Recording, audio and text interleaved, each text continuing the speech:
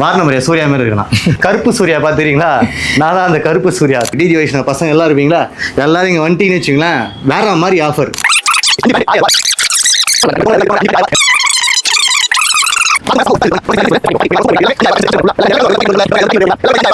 5G எடுத்தா 1000 ரூபா. 28 இருந்து 40 வரைக்கும் 5 பேண்ட் 1000 ரூபா.